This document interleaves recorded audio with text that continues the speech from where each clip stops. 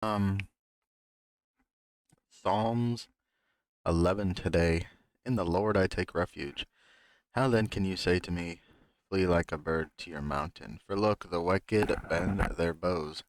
They set their arrows against they set their arrows against the strings to shoot from the shadows at the upright in heart. When the foundations are being destroyed, what can the righteous do? The Lord is in his holy temple. The Lord is on his heavenly throne. He observes everyone on earth. He examines them. The Lord examines the righteous, but the wicked, those who love violence, he hates with a passion. On the wicked he will rain fiery coals and burning sulfur. A scorching wind will be their lot, for the Lord is righteous. He loves justice. The upright will see his face. Um, yeah, I mean this is a good one. I feel like it's kind of the same running theme of a lot of what David talks about in his Psalms. Just outright reliance on God and God's justice, and the safety that you have in relying on His sovereignty. I would say probably the peace that you have from relying on His sovereignty. You know, understanding that God's goodness comes through even when things don't look like that's what's happening. Ultimately, it says the Lord is in His holy temple. The Lord is on His heavenly throne.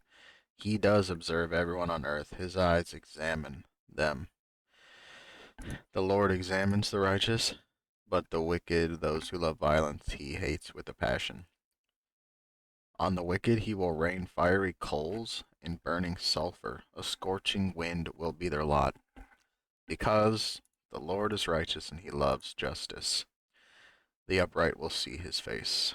So there's a certain peace that should come in response to that when we understand that if God is our refuge, if He is the thing we rely on. And the thing is, I think that a lot of these things that David's talking about has to do with, like, not necessarily a physical refuge. I mean, surely the Lord could take a physical refuge in our lives if He wants to, but this refuge is for your heart and for your mind. I think that David's constantly talking about the Lord being a protector for his heart and his mind, and he justifies it with reasoning. These things are to deter the fiery darts of the enemy. These meditations that he's going through are things to sustain his peace through trials. The Lord is in his holy temple, the Lord is on his heavenly throne. So David's choosing to acknowledge, despite the wicked things happening around him, he's choosing to focus on God being on the throne, God being above it all. And not just above it all, but someone that executes justice and judgment on the wicked things that are happening around us. And choosing to believe that even when we don't see it, but keeping our minds focused on that instead of the wickedness. And that's supposed to bring peace to our lives. So that is probably the largest part I would get out of this psalm in particular. Um, I mean, obviously it doesn't pay to be the wicked.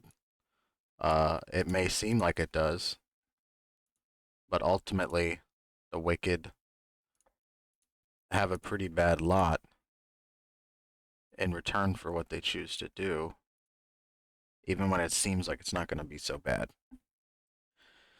That would be the other thing you could take away from this. It's not worth it. Whatever it seems like, it's not worth it. Ultimately, there's going to be a payment for wickedness. So, that would be the meditation for that one.